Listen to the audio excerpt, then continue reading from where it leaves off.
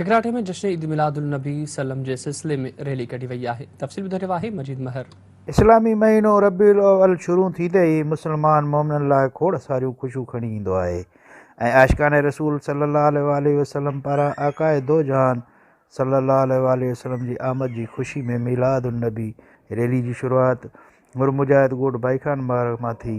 Rally में शरीक आशिकान रसूल जो चवणु हो त अल्लाह जी ज़ात क़ुरान पाक जे अंदरि इरशाद फरमायो त मां पंहिंजे महबूब करीम सल्लल्लाहु अलैहि वसल्लम जे ज़िक्र खे बुलंद फरमायो।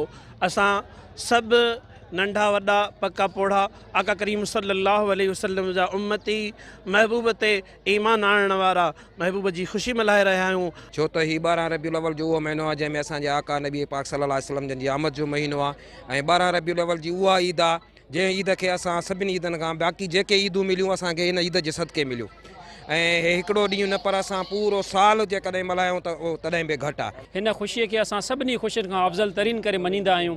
हीअ ख़ुशी न मिले हा काइनात जी का ख़ुशी असांजे लाइ कंहिं कम जी कोन हुई। तंहिंजे करे हिन ख़ुशीअ खे असां अॼु जे ॾिहाड़े बिलख़ुसूस जेका हीअ ॻोठ भाईखान खां रैली कढी आहे मुख़्तलिफ़ रूटनि खां रवानी थींदी। हिन रैली जे अंदरि हुज़ूर अलैहिस्सलातु वस्सलाम जी सना बयान थींदी। अल्हम्दुलिल्लाह हर साल वांगुरु हुरजमाइत तरफ़ां जश्न ईद मिलाद النبي सल्लल्लाहु ताला अलैहि वसल्लम जी रैली निकिरंदी आहे। आकाए मौला मदीने वारे साईं सल्लल्लाहु अलैहि वसल्लम जी आमद जी ख़ुशी सिर्फ़ु असां कोन मल्हाई आहे बल्कि ख़ुदि ख़ुदा बि मल्हाई, मलाइकनि बि मल्हाई, जन्नत जी हुरनि मल्हाई, हिकिड़े न मल्हाई, शैतान न मल्हाई, बाक़ी सारी ख़ुदा जी ख़ुदाई महबूब जी आमद जी ख़ुशी मल्हाई। अल्हम्दुलिल्लाह रोज़दन सरकार जो इहो फैज़ आहे जो पी साईं रोज़दन सरकार जो इहो फैज़ आहे जो जमायत मऊ करीम अलैहिस्सलाम जे नक्श क़दम ते हले थी ऐं रोज़े वारे जी तरीक़े ते हली करे इश्क जो सुबुह ते थी था। रोज़दन सरकार पाण बि हमेशह पाण आकाए मौला मदीने वारे साईं जा सल्लल्लाहु अलैहि वसल्लम जो मिलाद शरीफ़ कंदा हुआ।